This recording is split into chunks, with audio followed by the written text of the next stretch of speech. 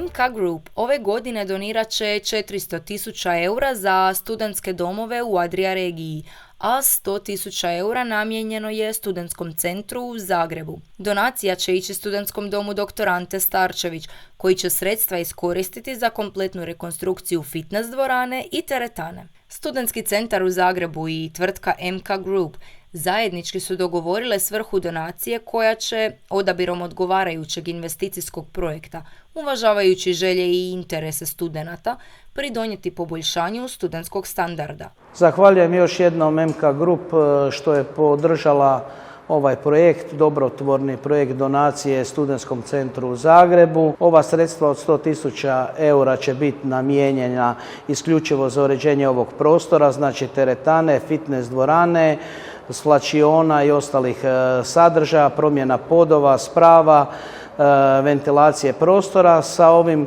uređenjem i ovom donacijom od MK Group dobivamo jedan dodatni studentski standard u gradu Zagrebu i ovom domu. I po ovom projektu je upoznato i Sveučilište u Zagrebu kao i Ministarstvo znanosti i obrazovanja. Ove donacije dio su regionalnog filantropskog programa MK Grupe i predstavljaju nastavak redovnih aktivnosti podrške djeci, mladima i obrazovanju. Ove godine naše regionalne donacije idu studentima u Srbiji, Hrvatskoj, Sloveniji i Crnoj Gori. Za studentske domove u Adria regionu, u kojima boravi oko 6.000 studenata, izdvojit ćemo ukupno 400.000 eura. Samo u Hrvatskoj donirat ćemo 100.000 eura i to domu dr. Ante Starčević. Studenti su ove godine u fokusu našeg regionalnog društvenog i odgojnog programa, a želja nam je da doprinesemo obrazovanju i razvoju novih generacija i da najboljim studentima pružimo kvalitetne uslove za učenje i život tokom studija. MK Group je samo prošle godine donirala 680.000 eura za obnovu 20 dječjih vrtića,